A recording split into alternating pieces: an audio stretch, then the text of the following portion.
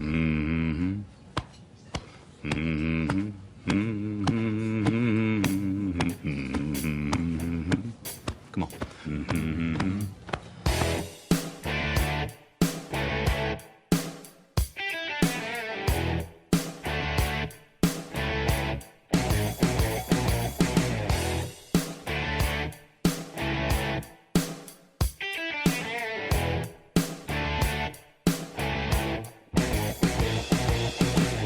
Hi, this is Chuck.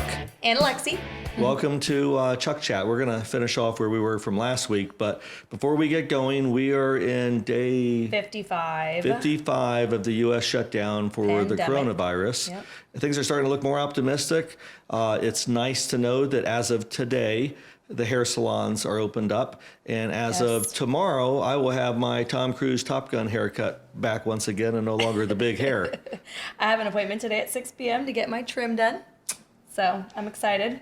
Okay. Haven't set my nail appointment yet, but... Well, we will all get back to normal. I know my daughter's looking forward to, she's going to the paint and body shop, getting her hair done, her nails done, her eyelashes done. Shop? She's getting a full workover. Oh my gosh. So, how old is your daughter? She is 18 and a half years old. 18 and a half. Is she in college yet? Or? She's in UCF. She'll be done with her second year in the fall.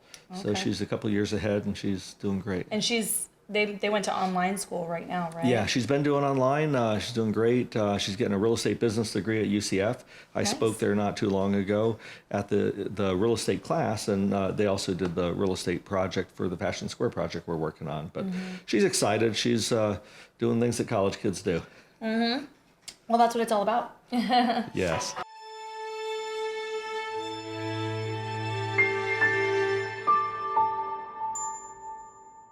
Okay, so where we last left off, we were talking about just hitting the recession and you investing. You bought out Lee Mayer. The 2008-9 recession. 2008-9 recession, yes.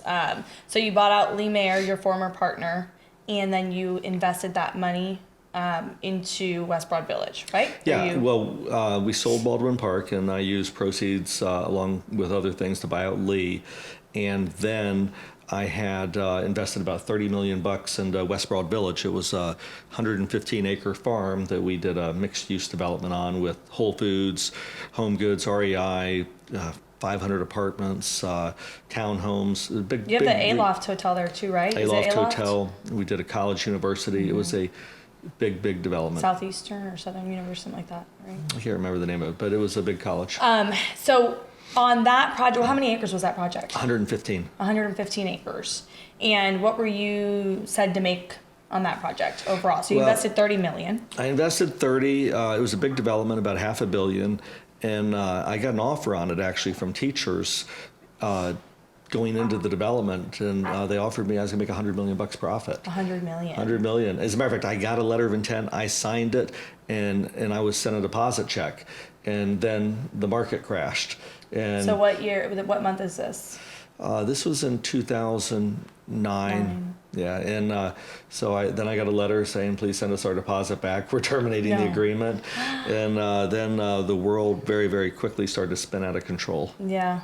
Wow, that's crazy. So after West Broad Village, what did you focus on then once we went into the recession in 2009? I mean, I was here, so I remember we were all about collections at that point. 2009 was a tough time because we had, not only did we have a lot of developments, but projects like West Broad Village, building Delagio here, and they were pretty well leased up, but during construction, all the tenants fell out. 75-85% of the tenants fell out. And so, the focus became not only trying to collect rent with Unicorp, but I had daily meetings with banks. Mm-hmm. Banks were coming down my throat. And I remember one of my good bankers at CIBC World Markets. He said, Chuck, during this time, there's going to be a lot of people as you're drowning who want to throw you a bucket of water. And he goes, we're going to throw you a lifesaver. And so they were good. They worked with me. They gave me time. That's great. They could have been difficult. And it's even true in markets like today. There's always people who want to see you drown and go under, and they'll throw water to help you go under. Right. But then there's some people who throw out lifesavers and say, how do we get through this? And which is what we're dealing with today. It mirrors what we did back then. Right. But do you think that was due to your relationship with that bank already? Because I know a lot of people right now, especially smaller companies, are having a really hard time getting their PPP loan. But those that have that established banking relationship, it's moved a lot quicker for them. Do you think that was due to that for you? Relationships are always important. I know when we got our PPP, which we put into the payroll account, and we didn't have to let anybody go. It's important to have those relationships to fall back on. You got to remember you can never burn bridges because you need those relationships. Right. And the bank that processed our PPP told me, I'm putting you at the front of the stack, but we're a good customer and we've done loans in the past, we're doing loans in the future, and you've got to navigate through these things. It's hard. And as soon as we saw that coming on in 2009, we'd already been through 9/11. We buckled down, and same thing that we've been doing in the last several weeks, figuring out how to get through it. Talk about throwing lifesavers. Today we're throwing them to tenants. We're working with them, big and small, who need help, so they long-term wise will survive. Right. So in 2009, once, after West Broad Village, the focus became obviously helping tenants out or trying to collect rent and trying to keep the boat moving. What became the focus after that? Did you have any projects that you had under construction or that you had maybe put, a deposit on land that you had to hold off on? Well, we were really in a construction phase at that point, building Delagio, building West Broad Village, building a lot of things, and the focus was to get through them. I had to reinvest a lot of capital at that time. I had to negotiate deals with banks to get lower interest rates, paid all of our payments, and had to get through that period of time. So we got the projects finished, eventually got tenants in them, and then my focus was, well, how do I sell them? How do I get them off the balance sheet? How do I recover capital? And it took a few years, but we were able to sell. I remember the day we sold Delagio and West Broad Village and a couple other projects to Excel Realty, and it was a big turning point for us. We recovered all of our capital. We didn't lose money on any of those projects. We got our money back, and we actually made some money. And once we were able to put that in the bank, it was time for a new inning, and things started to get cranked up again. Right. So one of your best well-known projects is Icon Orlando. Where did that project fall in line with this timeline? It fell very painfully in line. I was getting ready to go to Europe, and we had tenants in the project, and we successfully bought all of the tenants out. We paid $1 million something to make everybody leave and quit paying us rent. When it was Mercado. When it was right? Mercado. I grew up going to that project when I was younger. I remember it very vividly. So we did anti-developer things. We actually were getting rid of tenants instead of getting tenants, and we were paying them to leave. We were paying them to quit paying us, and it all made sense at the time because we were going to develop a new project. And what year was that? This was in 2008. Oh, wow. And okay. Lehman collapsed at the end of the year. So early on in the year in 2008, we paid and made all of our tenants go, and we were happy. We negotiated a deal with Hard Rock. We paid them $250,000 to leave, and we were able to get rid of our income stream, which looked like it was going to be a good thing, but right. we sure wish we had it. Yeah. And so we knocked it down, had the mayor out, had a big celebration. We're getting ready to build this big project. And what was the project then? It was called the Square. And it did not include a wheel, but it included Madame Tussauds and Sea Life. Oh, okay. And so I was getting ready to start that, and I was getting ready to go on a summer trip to Europe. And I went up to New York, and I met with my bankers, and I asked Barry, I said, should we close now? He said, just wait till you get back from Europe. He said, no big deal. And I got back from Europe, Lehman collapses. Barry invites me up to New York, and closed the conference room doors behind him. Never happened. And then I thought, oh no, where are we going with this? But we already owned the land and had a big amount of debt on it. The payments were $300,000 a month. And he said, Chuck, the market's collapsed. It shouldn't be very long. He said, so let's give it a couple months and then we'll close and start the project. And I thought, okay, a couple months is no big deal. A couple months turned into 5 years.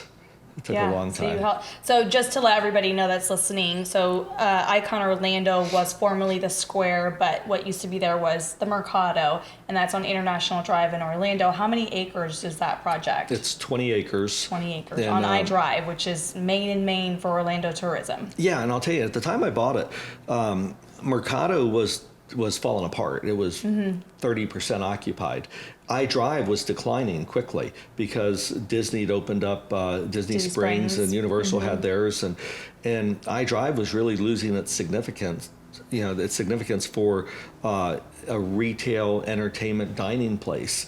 And the wheel, when we built it, it really rejuvenated in the entire area. It created a halo effect. So other businesses started to come around, and land at the time was probably, gosh, I bought Mercado for $1 million an acre, and land there today is $3 to $4 million an acre. Right. So it's skyrocketed. Right. And so you mentioned that you had Madame Tussauds and Sea Life Aquarium back in 2008 when you tore the project down, and they're still at the project now, so did they sign a lease and hold on, or did they come back around? No, we never got to the lease. Okay. We'd met with them. They wanted to move forward on the project, and the market collapsed. They couldn't move forward, and nobody could move forward. Nobody could do anything, and so as the market started to return and the opportunity to bring the wheel there happened, they all of a sudden got a lot of interest because, as you know, they own the London Eye, and Right. and they co-tenant with that, and they're very successful, and they're doing very well. Part here. of Merlin Entertainment.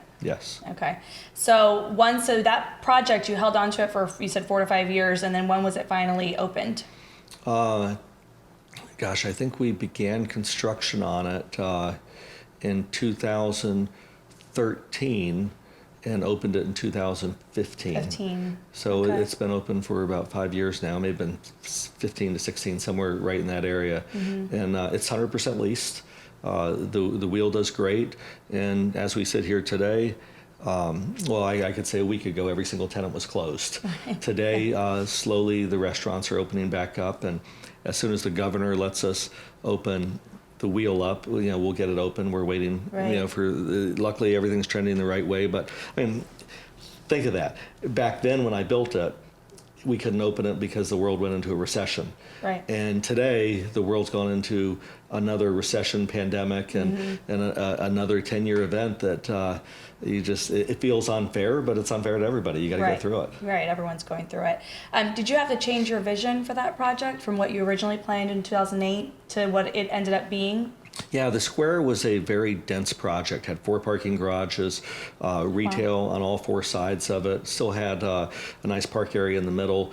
But yeah, we lost all the tenants and had to remarket and rebrand it, and it didn't make sense to come out with a project that we never launched. So it was completely rebranded and rethought, and that's what you do in times like this. You have to have vision to say, well, what else can I do with it? At the end of the day, it was a blank canvas. It was 20 acres in a square, rectangle. Right. And so it had a lot of opportunity, and we did a lot of different drawings and a lot of ideas, and you see what we have today. So how did the name go from the square to Icon Orlando now, as we all know it? It's evolved a couple of times. I didn't want to use the name The Square because we never launched it. So then it was the Orlando Eye. Right. And iDrive 360. And iDrive 360. and it's a mini theme park, and we had Merlin managing it in the beginning, and we really thought the ownership group could do a better job, and so we wanted to rebrand it, and we took over management of it. And so now not only do we own the wheel, we also manage the wheel, and that's how it became Icon Park, because the wheel is an icon of Central Florida. Yes. I noticed the other day, I was at a commission meeting at Orange County, and they have the circle. It's an emblem which has got the orange and shows the county. And if you pay attention to it around the perimeter of the circle, it shows the pods of the wheel. Yes. So it is our Eiffel Tower of Central Florida. It truly has become that. I mean, it is the icon of Orlando. People know that kind of symbol or that logo. I mean, I've arrived at the airport and seen the Visit Orlando, and then you just have like the image of the wheel going around, and I see it in marketing and different commercials and things. I'm like, wow, that's incredible that you built something that's now become the icon of Orlando. And it's really cool because well before we built it, I went to London, and I knew it would become a big photograph moment. It would become the Instagram moment of iDrive. Right. And it's probably the most photographed, aside from Cinderella's Castle, it's probably more photographed than anything else in Central Florida. Right. And a lot of people may not know, but we actually got, you helped. I remember a few of us went and got petitions on iDrive because Universal tried to stop us from building it. Yes. And said it was going to be the Orlando eyesore and said a bunch of bad things because they didn't want to have something that big and tall out there, an alternative to going to Universal. I remember that. That was in 2012. We went door to door along I-Drive to get people to support and sign that petition. Whatever it takes. Yeah. You know, once again, it's you persevere. Exactly. It's whatever it takes. Exactly. And we took on Universal as a giant, and they took on us, and we went to commission, and we got a unanimous vote and got it approved. But that wasn't an easy accomplishment. It should have been an easy thing. We're bringing this giant wheel to Orlando. It's a great thing for iDrive, but we had adversity, and but we persevered and we got through it, and it's there today. You can go ride it soon. Yeah. So after Icon opened, what other projects did you work on after that to take us to 2020 to today? Oh gosh, tons of them. We did Trader Joe's on Sand Lake Road. We brought Trader Joe's to Central Florida. That was a very cool campaign because we had a lot of opposition on that one. We had a lot of opposition because it was a former church, and there was a Jewish group that wanted it. They ended up getting another location to the east of Sand Lake Road, and they came out on a big campaign, orchestrated campaign, to say that we shouldn't buy it, that we're going to create big traffic problems, and southwest side of town doesn't want it, and they had a large group against us. And if you remember, we went to commission, and we had so many people against it, we pulled it off the agenda. Right. And we went back to work, homework, and we went and met with neighbors and created our own campaign, and we did neighborhood meetings at the Wyndham Hotel, and eventually got all the neighbors on board. You remember we ordered T-shirts that said, they was it support Trader Joe's. Trader Joe's. And I remember we ordered a bunch of food and goodies and traditional Trader Joe's items from the Jacksonville location, and brought them in. And we brought them in, and we gave all the neighbors rides on a bus to the commission. To the commission, and we filled up the room with 100 plus people. Yeah, with the red shirts. The red shirts who all got up and said they wanted Trader Joe's. Yeah. So the first time we went, we had a room full of people against us, and we really persevered throughout the community and got them to come to support the project. All commissioners voted for it except for one. And I asked the one commissioner afterward, I said, why didn't you vote for this? He said, because you made me sit and listen to all these people for 4 hours. And I said, well, Commissioner, if I didn't bring them in, you would have voted against it. And so he didn't vote for it. But it was a good project for the community. And then we built the Trader Joe's in Winter Park. Actually, we built the one in Winter Park first. The Sand Lake Road came second. And so we built the Lakeside project in Winter Park on the lake, which was beautiful. Everybody thought it was crazy for paying $3 million an acre. And then I bought the land across the street for $3 million an acre. The Best Western Hotel. Yeah. Which is at Morse and 1792. Right. And then we built Chewy's there and Boolia and a bunch of other places.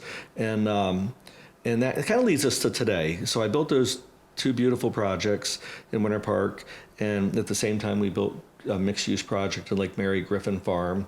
And Griffin Farm was just is a beautiful project.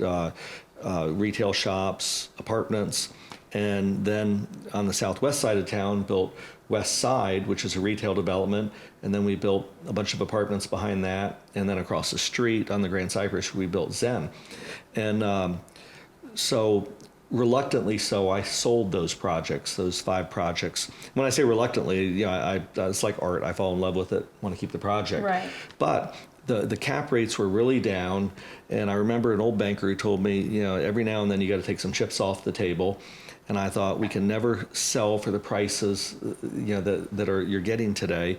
And we closed a $160 million transaction 2 weeks before this pandemic. And I had no insight to that. We were at a great market, and it's time to take chips off the table. And that was for the residential side of those projects, right? The apartments, the multifamily. I sold Zen and Venetian Isle, and then earlier in the year, we sold the Winter Park projects, and we sold those to a REIT, Inman Trust, and it just made sense to do it. The prices were really good. Plus, we were buying the O-Town land, and that was a ginormous investment. Yeah. And so I really wanted to pull some cash off the table, get ready to invest in new projects, which we're doing today. And boy, in hindsight, it was perfect. I'm so glad we did it. It has positioned us to get through this tidal wave of problems that the world is suffering right now. Yeah. Do you feel because you had that sale, you're able to help out a little bit more with your tenants than if you still had those properties in your in your portfolio? Yeah, absolutely. We kind of threw ourselves a lifesaver. By selling those, it gave us the capital to be able to work with our tenants. If we didn't sell those, not only would our current tenants be struggling, they would be struggling in the centers in which we sold and in the apartments, because Right. if you don't have a job in an apartment, you can't pay your rent. Right. So it enabled us to get cash in which we can sit with our tenants today and make deals, which we have. The most important thing for me today is that our tenants survive. And this is a short-term problem, not a long-term. And so we, as you know, we've had conversations with every single tenant. We talk to them individually. We understand what's unique to them and work on how do we get through it. And we have been getting through it. So the benefit of selling not only the centers earlier in the year, but the apartments, is it gave us dry powder, it gave us capital to help our tenants today, which if we didn't help them, they would have major problems. I had a commissioner call me this weekend, tell me about a landlord that's not working with their tenants and he's evicting them. And I was thinking, how foolish to end up with all this vacant space. And now you've got to pay somebody new TI money, leasing commissions, and you're putting the poor soul out of business. So Right. we're working with them. Yeah. So what do you see on the horizon for small businesses and for your tenants in general? I see things turning around. I went out this weekend. I love to go out and Americans, we're social animals, and not just Americans, Europeans. You go to Europe, everybody. I didn't see the picture, but I was told about a picture in Venice, how everybody's out again. People want to that's live. great, yes. People want to live, and luckily, this virus is trending in a downward trajectory. So it looks like, we have to wait and see. We'll be talking over weeks, but there hasn't been any deaths in Orange County in a week, which is a great thing from the virus. And I think it's going the right way. Businesses will open up. We opened up our restaurant Slate Sunday for Mother's Day, and we could only open up with a diminished capacity, but everybody's spirits were good, and the workers were glad to be back at work. They were so grateful to have their job. That's one thing I think you're going to see out of this, is that people really are grateful to work. People want to work. Or they want to get back to work. Yeah, and they want to contribute. They want to pay their bills. They want to go have dinner. They want to go buy a pair of shoes. That's what we do. A sense of normalcy. That's normalcy. And so I don't know when the theme parks are opening up. My prediction is July. But we'll keep watching and seeing, and life is coming back. Yeah, I agree. I 100%. We are social beings, and it's interesting to see that we went all on lockdown, and you saw more and more people getting outside during a lockdown and riding bikes, and the sales for bicycles have been sold out at all the different department stores and Academy Sports and all those, and then you have people rollerblading and doing all these new physical activities that are still making them socialize and get outdoors. So that shows that people are social beings and they want to unite. So hopefully it doesn't change that too much for all of us who create projects where people socialize. Everybody and wants to gather. be together. Reminds me of the song, "We Are Family." Everybody wants to get back and they want to have a good time. Yes, so yeah. it's close. It's in sight. The light is in front of us. Yes. So All right. we'll see you next time.